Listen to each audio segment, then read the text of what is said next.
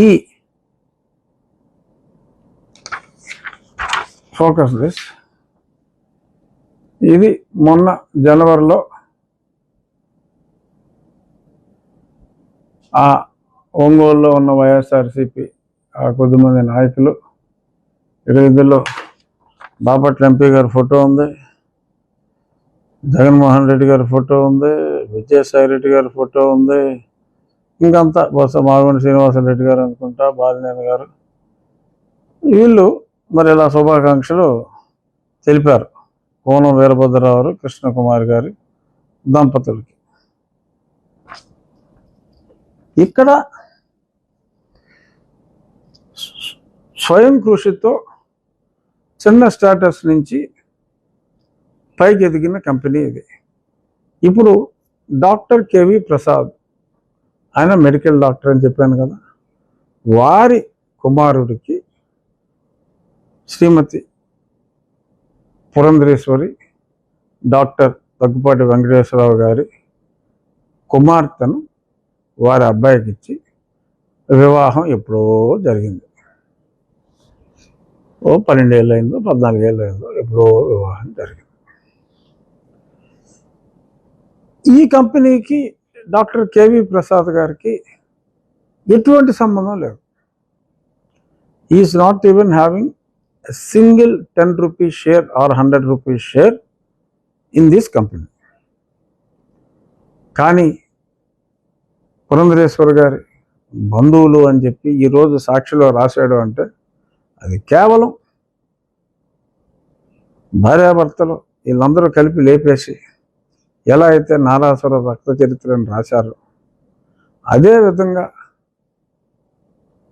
Bharatiya Janata party అధ్యక్షురాలు గారిని బదనాం చేయటానికి వీళ్ళు ఆ పేరు రాసేస్తే రేపు ఎన్నికల్లో కూడా ఏదో ప్రభావం చూపించవచ్చు, పిచ్చోళ్ళు జనం నమ్ముతారు అనే ఒక తింగర ఉద్దేశంతో ఏమాత్రం సంబంధం లేని ఆ పేరుని ప్రస్తావించడం జరిగింది.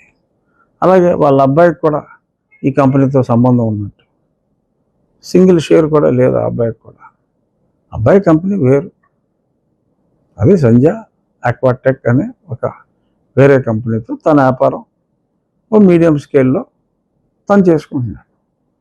సంధ్య ఆక్వా ఎక్స్పోర్ట్స్ అనే ఈ Konam Veerabhadrarao company it's a much bigger company with his sons day to day extraordinary genius. That company improve a lot, చాలా బాగా అభివృద్ధి చెందింది. ఎవరన్నా ఉంటే ఇదిగో ఇలా ఫ్యాక్టరీ మూసారు, వీళ్ళు మూసి మరి మాకు సహకరించు అని అడిగినట్టుగా నాకు అనిపిస్తుంది. ఎందుకంటే ఎవడైనా మనలో ఎవరికైనా బ్రెజిల్లో ప్రెసిడెంట్ ఎవరో కనీసం 0.1% ఆఫ్ ది పొలిటీషియన్స్ చెప్పగలిగినా నేను నా ఏళ్ళు నరుక్కుంటా. ఎవరో తెలుసు? ఎవరికే తెలియదు. బ్రెజిల్ ప్రెసిడెంట్ ఎవరికైనా అసలు నోరు తిరుగుద్దా? అసలు మనకు సంబంధం ఏంటి? బ్రెజిల్ ప్రెసిడెంట్ ఎవడో? అమెరికా అంటే మన బంధువులందరూ అక్కడ ఉంటారు కాబట్టి. బ్రెజిల్తో ఎవరికైనా వ్యాపార సంబంధాలు ఉంటే ఆ దేశం గురించి తెలుస్తుంది, మాట్లాడతారు. విజయసాయి రెడ్డి గారు 31 అక్టోబర్ 2022 అంటే 1 సంవత్సరంన్నర క్రితం Congratulations to Luiz Inácio Lula da Silva on being elected as the new president of Brazil, hoping that the new government will strengthen democracy in the country and put an end to years of divisive administration. అంటే ఈయన అంత స్థాయి నాయకుడు అయిపోయాడంటే ఈ విజయసాయి రెడ్డి బ్రెజిల్లో ఎవడో ఎన్నికైతే బ్రెజిల్లో ఇంకా చాలా చక్కటి పరిపాలన ఉంటుంది ఈ క్యాండిడేట్ వచ్చిన తర్వాత అని ఇక్కడ ట్వీట్ పెట్టాడు. అంటే అసలు విజయసాయి రెడ్డి ఎవడో వాడికి ఎలా తెలుస్తుంది? అన్లెస్ వీడు అక్కడ వ్యవహారం నడపకపోతాయి. ఇది చూడండి, విజయసాయి రెడ్డి ఈ ట్వీట్ పెట్టవలసిన పని ఏంటి? ఇది ఈరోజు ఉదయం నుంచి సోషల్ మీడియాలో విపరీతంగా వైరల్ అవుతుంది. సో దీన్ని బట్టి మీకు ఏమర్థమైంది? విజయసాయి రెడ్డి గారికి అనగా జగన్మోహన్ రెడ్డి గారికి ఆ కంపెనీకి అంటే ఆ కంట్రీకి వ్యాపార సంబంధ బాంధవ్యాలు లేకుండా బుద్ధున్నోడు ఎవడైనా మనకి ఏమాత్రం సంబంధం లేని కంట్రీతో ఉన్న ప్రెసిడెంట్కి, పైగా మనవాడు ఆంధ్రప్రదేశ్లో ఓ రాజ్యసభ ఎంపీ, అంత అవసరం ఉంటుందా? అంటే ఇది కంటైనర్ దొరుకుద్ది, భవిష్యత్తులో ఇవన్నీ మనకి యాంటీ అవుతాయని చెప్పి పాపం ఆ పిచ్చుకోన ఎక్స్పెక్ట్ చేసినట్టుగా లేరు. ఆ ట్వీట్లు పెట్టి దురదలో కొంతమంది దూలంటారు, కొంతమంది దురద అంటారు ఆ ప్రాంతాలను బట్టి. మరి మీరు ఏదైనా మీ ప్రాంతాన్ని బట్టి మీరు దూలనుకోండి, లేకపోతే దురద అనుకోండి. కానీ మరి ఆయన అది అప్పుడు తప్పులో కాలేశాడు. ఇవన్నీ కూడా ఇప్పుడు సోషల్ మీడియా ద్వారా మరి ప్రజలందరూ కూడా చూస్తున్నారు. ఎక్కడైనా సరే ఆ రాష్ట్ర ప్రభుత్వ పెద్దలకి, అంటే మీరు ఇంటర్నేషనల్గా కూడా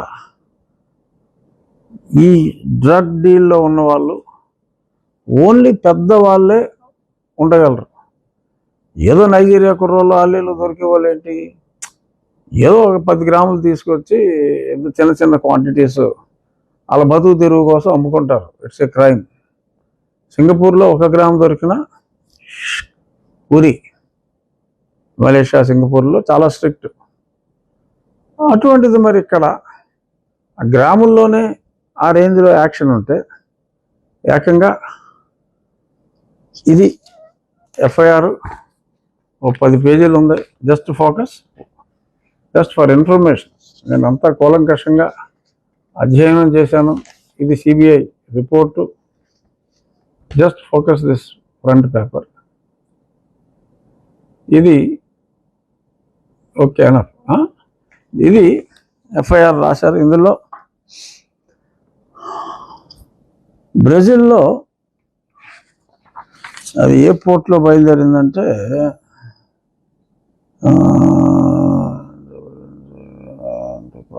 కంటైనర్ ఆరిజినేటెడ్ ఫ్రమ్ బ్రెజిల్లోని డ్రగ్స్ కంటైనర్ శాంటోస్ అని బ్రెజిల్లో ఆ పోర్ట్ నుంచి ఒక కంటైనర్ 1000 బ్యాగులు 25 కిలోలు ఒక యూనిట్గా, అంటే ఒక ప్యాలెట్ అంటారు. ఒక ప్యాలెట్ మీద అలా పెడతారు. అంటే కింద చెక్క ఉంటుంది, ఇలా తీసి అలా పెడతాను అనమాట. సో అటువంటివి ఈ 25 కిలోల బ్యాగులు 1000 బస్తాలు, అటువంటివి 20 ప్యాలెట్లు ఆ ఒక పెద్ద కంటైనర్లో 25 టన్నుల బరువు గల డ్రైడ్ ఎండబెట్టిన ఈస్ట్ ఎక్స్ట్రాక్ట్, అంటే ఇన్యాక్టివ్ అన్నమాట. అంటే షుగర్ ఫ్యాక్టరీలో వాటిల్లో ఈస్ట్ ఫెర్మెంటేషన్కి వాడతారు. అది ఆ రెసిడ్యూని ఫీడ్లో వాడుకుంటారు నార్మల్గా, అది డ్రైడ్ ఈస్ట్ అయితే. కానీ ఇక్కడికి వచ్చింది డ్రైడ్ ఈస్ట్ కాదు. వీళ్ళకి కావాల్సింది, వీళ్ళు కొత్తగా ఏదో ఫీడ్ ప్లాంట్ పెట్టారు. ఆ ఫీడ్ ప్లాంట్కి, అంటే ఇక్కడ సంజయ్ మెరైన్ వాళ్ళకి ఫీడ్ ప్లాంట్ ముందు నుంచి ఉంది, వీళ్ళు కొత్తగా కట్టినట్టున్నారు. ఆ ఫీడ్ ప్లాంట్లో వన్ ఆఫ్ ది ఇంగ్రీడియంట్గా చాలామంది ఈ డ్రైడ్ ఈస్ట్ని కూడా వాడతారు. డ్రైడ్ ఈస్ట్ ఇంతకుముందు చాలామంది తెచ్చుకున్నారు, బట్ వాళ్ళు డ్రైడ్ ఈస్టే తెచ్చుకున్నారు, ఇన్యాక్టివేటెడ్ డ్రైడ్ ఈస్ట్. వీళ్ళు అది తీసుకుని రాలా. అసలు వీళ్ళు కావాలని ఇంపోర్ట్ చేశారా? వీళ్ళ పేరు మీద వైసీపీ నాయకులు ఆ పొల్యూషన్ క్లియరెన్స్ లేదని అదని ఇదని బెదిరించి వాళ్ళని మచ్చకు చేసుకుని, మేమేదో తెచ్చుకుంటామని, డ్రగ్స్ అని చెప్తే ఎవడో ఒప్పుకోడు. మేమేదో తెచ్చుకుంటున్నాం లేవయా, అది నీ పేరు మీద, నీకు లైసెన్స్ ఉంది కదా, ఇంపోర్ట్ లైసెన్స్, నీ పేరు మీద తెచ్చుకుంటామని అన్నట్టుగా నాకు అందిన సమాచారం ఈ రాష్ట్ర ప్రభుత్వ పెద్దల. ఎందుకంటే వాళ్ళే హ్యాండిల్ చేయాలి. ఇంత క్వాంటిటీ వస్తే an ordinary individual cannot handle, impossible అన్నమాట. అరే ఒక 10 గ్రాములు తీసుకెళ్ళి అమ్ముకోవటానికి మరి హైదరాబాద్లో అక్కడ పడితే అక్కడ పట్టేస్తున్నారే. 25 టన్నులు, 25 టన్నులు అంటే 25,000 కిలోలు. ఒక కిలో ఎవడో హ్యాండిల్ చేయలేడు. అటువంటిది 25,000 కిలోల మెటీరియల్. అంటే ఇది కొంచెం డైల్యూటెడ్ వెర్షనే. అంటే ఈ డ్రగ్స్ని ఆ ఈస్ట్లో కలిపేసి ఆ ఈస్ట్ కింద తీసుకొచ్చి బహుశా ఇక్కడ ఏం చేస్తారంటే వీళ్ళకి తెలిసిన ఒక ఫార్మా కంపెనీకి ఉన్నాయి, వీళ్ళకి ఫార్మా కంపెనీలు, ఆ ఫార్మా కంపెనీకి తీసుకెళ్ళి మళ్ళీ ఆ డ్రైడ్ ఈస్ట్ని ఈ డ్రగ్స్ని సెపరేట్ చేసుకోవచ్చు. అది సింపుల్ ప్రాసెస్. సో ఇది సెపరేట్ చేస్తే బహుశా ఆ 25 టన్నుల్లో ఒక 5 టన్నులు రావచ్చు, 10 టన్నులు రావచ్చు. ఎంత వచ్చినా, 1 టన్ను వచ్చినా కూడా దాని వాల్యూ 1 టన్ను అంటే కొన్ని వందల కోట్లు, వేల కోట్లే 1 టన్ను కూడా. దీనివలన జీవితాలు సర్వనాశనం. ఆల్రెడీ చెత్త లిక్కర్ ద్వారా, ఈ జగన్మోహన్ రెడ్డి సొంత బ్రాండ్ల ద్వారా రాష్ట్ర ప్రజల ఆరోగ్యం సర్వనాశనం అయిపోయింది. మగవాళ్ళు మాంగళ్యానికి దూరం అవుతున్నారు. పైగా ఆ లత్తుకోరు మద్యం, క్రెడిట్ కార్డు ఒప్పుకోరు, క్యాషే తీసుకుంటారు. అదేంటంటే ఇప్పుడు వచ్చే సమాధానం చెప్పరు. కోర్టు అడిగితే ఏ నాబోటుగాడో కోర్టుకి వెళ్తే ఏదో మిషన్లు పెట్టామన్నారు. ఆ మిషన్లు పనిచేయవు. పెట్టింది 5% ఆఫ్ ది షాప్స్లో పెట్టారు. ఆ 5% ఆఫ్ ది షాప్స్లో 95% షాప్స్లో ఈ మిషన్లు పనిచేయవు. నెట్లేదంటే ఏదో చెప్తారు, అవి పనిచేయవు, వీళ్ళు క్యాష్ అయి తీసుకుంటున్నారు, ప్రభుత్వం దొంగ సరుకు అమ్ముకుంటుంది. అది నిజం. ఆ సరుకు అత్యంత నీచమైన, నికృష్టమైన, దరిద్రమైన సరుకు. అది తాగిన వాళ్ళకి ఒక 6 నెలలు కంటిన్యూస్గా జగనన్న మద్యం తాగితే కిడ్నీలు అవుట్, లివర్ అవుట్, ఇంకా అంతర్భాగాలు చాలా చాలా అవుట్, నో డౌట్. గాంజాయి వదిలేరు. ఇప్పుడు ఇలా ఈ డ్రగ్స్ను కూడా, అంటే ఇక్కడ ఒక చోట కాదు, ఇది ఒక ఎపీ సెంటర్ లాగా పెట్టుకుని ఆంధ్ర రాష్ట్రమే క్యాపిటల్ అయిందని చెప్పి అందరూ కూడా అనుకుంటున్నారు. నేను ఇంకా 10 రోజులు అవల 15 రోజులు అయినట్టుంది. తాడేపల్లిగూడెం సభలో చంద్రబాబు నాయుడు గారు, పవన్ కళ్యాణ్ గారు ఉన్నప్పుడు, వారికంటే ముందు నేను మాట్లాడినప్పుడు 3 రాజధానులు అన్నాడు. ఒక రాజధాని కూడా లేదు. కానీ దేశానికి ఆంధ్రప్రదేశ్ని డ్రగ్ క్యాపిటల్గా మార్చిన ఘనత మటుకు జగన్మోహన్ రెడ్డికి దక్కుతుంది అని చెప్పి నేను ఆ రోజు చాలా స్పష్టంగా చెప్పాను. అది ఈరోజు నిజమైంది. విశాఖపట్నానికి డైరెక్ట్గా ఆ సరుకు వస్తే ఇందులో చాలా స్పష్టంగా ఈ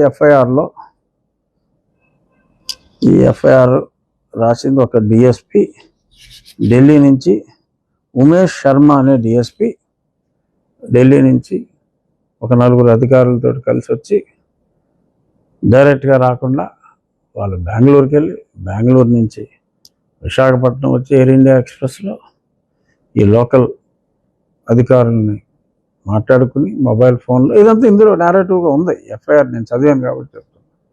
సరే అక్కడికి వెళ్ళారు, 18వ తారీఖుకి వెళ్ళారు, ఆ శాంపుల్స్ తీశారు.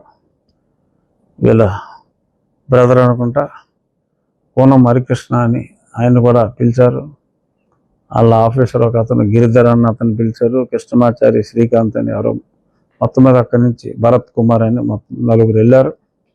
వాళ్ళ సమక్షంలోనే ఒక్కొక్క 1000 కిలోల ప్యాక్లోంచి, అంటే 1000 బస్తాల దాంట్లోంచి ఒక బస్తాని మీరు ఇష్టం వచ్చింది ఐడెంటిఫై చేయండి అని ఒక బస్తాని వాళ్ళ ప్రెజెన్స్లో తీసి, శాంపుల్ తీసి,